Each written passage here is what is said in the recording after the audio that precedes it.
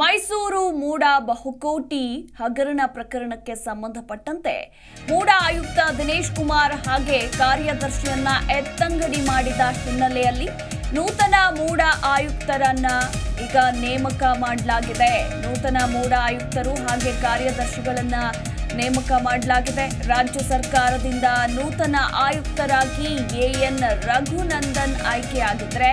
ಇನ್ನು ಮೂಡ ಕಾರ್ಯದರ್ಶಿಯಾಗಿ ಪ್ರಸನ್ನ ಕುಮಾರ್ ನೇಮಕಗೊಂಡಿದ್ದಾರೆ.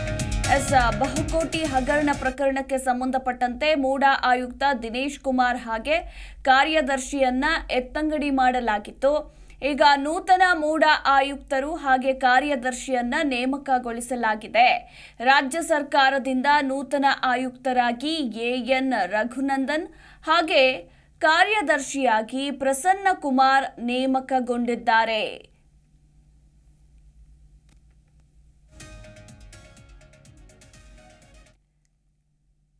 ಈಗ ನೂತನ ಮೂಡ ಆಯುಕ್ತರಾಗಿದ್ದಾರೆ ಎಎನ್ ರಘುನಂದನ್ ಹಾಗೆ ಮೂಡ ಕಾರ್ಯದರ್ಶಿಯಾಗಿ ಪ್ರಸನ್ನ ಕುಮಾರ್ ನೇಮಕಗೊಂಡಿದ್ದಾರೆ.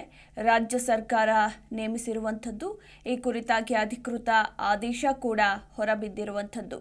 ಮೈಸೂರು ಮೂಡ ಬಹುಕೋಟಿ ಹಗರಣ ಪ್ರಕರಣಕ್ಕೆ ಸಂಬಂಧಪಟ್ಟಂತೆ ಮೂಡ ಆಯುಕ್ತರಾಗಿದ್ದಂತಹ ದಿನೇಶ್ ಕುಮಾರ್ ಹಾಗೆ ಕಾರ್ಯದರ್ಶಿಯನ್ನ ಇಬ್ಬರನ್ನೂ ಕೂಡ ರಾಜ್ಯ ಸರ್ಕಾರ ಎತ್ತಂಗಡಿ ಮಾಡಿತ್ತು.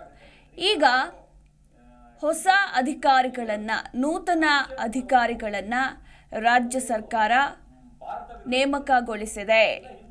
ಮೈಸೂರು ನಗರಾಭಿವೃದ್ಧಿ ಪ್ರಾಧಿಕಾರದಲ್ಲಿ ಬಹುಕೋಟಿ ಹಗರಣ ಪ್ರಕರಣದ ಬೆನ್ನಲ್ಲೇ ಈಗ ಆಯುಕ್ತರಾಗಿ ರಘುನಂದನ್ ಹಾಗೂ ಕಾರ್ಯದರ್ಶಿಯಾಗಿ ಪ್ರಸನ್ನ ಕುಮಾರ್ ಎಂಬುವವರನ್ನ ನೇಮಿಸಿ ಸರ್ಕಾರ ಆದೇಶವನ್ನ ಕೂಡ ಹೊರಡಿಸಿದೆ. ಇನ್ನು 4 ಅಧಿಕಾರಿಗಳ ವಿರುದ್ಧ ಆರೋಪ ಕೇಳಿ ಬಂದಿದ್ದ ಹಿನ್ನೆಲೆ ಸಚಿವ ಭೈರತಿ ಸುರೇಶ್ 4 ಅಧಿಕಾರಿಗಳನ್ನ ಮೂಡಾದಿಂದ ವರ್ಗಾವಣೆ ಮಾಡಿ ತನಿಖೆ ಮಾಡೋದಾಗಿ ಹೇಳಿದ್ರು.